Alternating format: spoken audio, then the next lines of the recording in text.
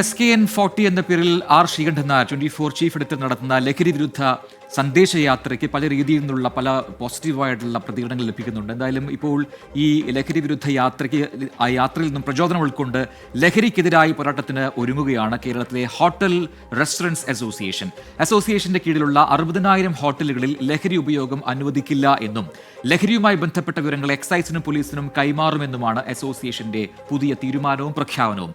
ലഹരി വിരുദ്ധ പോരാട്ടത്തിന്റെ സംസ്ഥാനതല തുടക്കം കാക്കനാട് നിന്നാണ്. ജീവിതമാണ് ലഹരി എന്ന സന്ദേശം ഉയർത്തിപ്പിടിച്ചുകൊണ്ടാണ് കേരളത്തിലെ 60,000-ഓളം ഹോട്ടൽ ഉടമകൾ ലഹരി വിരുദ്ധ പോരാട്ടത്തിന് ഇറങ്ങുന്നത്.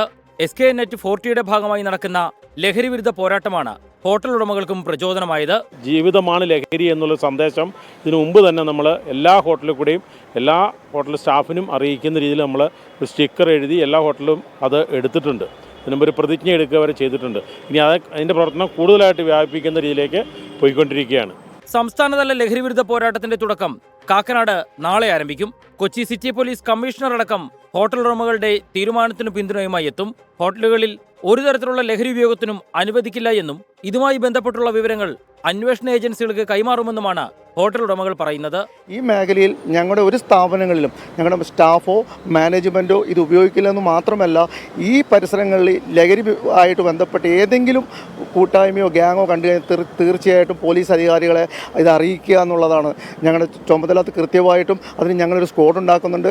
പദ്ധതിയുടെ ഭാഗമായി ഹോട്ടലുകളിലെ ജീവനക്കാർക്കടക്കം ലഹരി ഉപയോഗത്തിന്റെ ദൂഷ്യവശങ്ങളെക്കുറിച്ച് പരിശീലനം നൽകും. എല്ലാ ജില്ലകളിലും പോലീസുമായും എക്സൈസുമായും സഹകരിച്ച് ലഹരി വിരുദ്ധ കൂട്ടായ്മകൾ ഉണ്ടാക്കാനും ഹോട്ടൽ ആൻഡ് റെസ്റ്റോറന്റ് അസോസിയേഷൻ തീരുമാനിച്ചിട്ടുണ്ട്.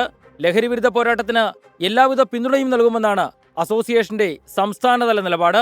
ലഹരിക്കെതിരായ പോരാട്ടത്തിൽ സർക്കാരിനെ പിന്തുണച്ചുകൊണ്ട് ഇതുപോലെ ഓരോ സംഘടനകളും വ്യക്തികളും മുന്നോട്ട് വന്നാൽ അത് ചരിത്രമാകും കേരളത്തിലുണ്ടാകുക.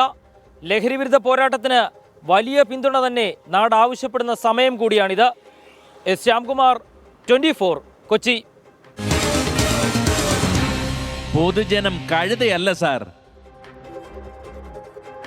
എന്തായാലും SKN40 രണ്ടാം ഘട്ടം അത് ഞായറാഴ്ച 6-ാം തീയതി തുടങ്ങുകയാണ്. അപ്പോൾ അത് കഴിഞ്ഞാൽ ഇനിയിപ്പോൾ നമ്മൾ ആദ്യം ഈ തെക്കൻ കേരളത്തിൻ്റെ ജില്ലകളെല്ലാം പൂർത്തിയായി കഴിഞ്ഞു. ഇനി വടക്കൻ കേരളത്തിലേക്ക് നീങ്ങുകയാണ്. തൃശ്ശൂരിലും തുടങ്ങി, പിന്നീട് പാലക്കാട്, മലപ്പുറം, അതോടൊപ്പം തന്നെ വയനാട്, കോഴിക്കോട്, കണ്ണൂർ, കാസർഗോഡ് ജില്ലകളിലേക്കാണ് യാത്ര. അപ്പോൾ അത് ഈ പറയുന്നത് പോലെ എന്തായിരുന്നോ നേരത്തെ 1-ാം ഘട്ടത്തിലുണ്ടായത് അതിൻ്റെ ഒരു തുടർച്ചയാണ് ഉണ്ടാവുക. ഒരുപാട് ഇടങ്ങളിലേക്ക് യാത്ര എത്തും. ഒപ്പം തന്നെ ലഹരി വിരുദ്ധ സന്ദേശം പ്രചരിപ്പിക്കും. ഒപ്പം ലഹരി പ്രതിജ്ഞ എടുക്കും. അതൊക്കെയായിട്ട് മുന്നോട്ട് പോവുകയാണ്. എന്താണോ കൃത്യമായി യാത്ര കൊണ്ട് നമ്മൾ ലക്ഷ്യമിട്ടത് അതിലേക്ക് നമ്മൾ അടുത്തുകൊണ്ടിരിക്കുകയാണ് എന്നാണ് ഈ പ്രതികരണങ്ങളിൽ നിന്നെല്ലാം മനസ്സിലാക്കാൻ കഴിയുന്നത്.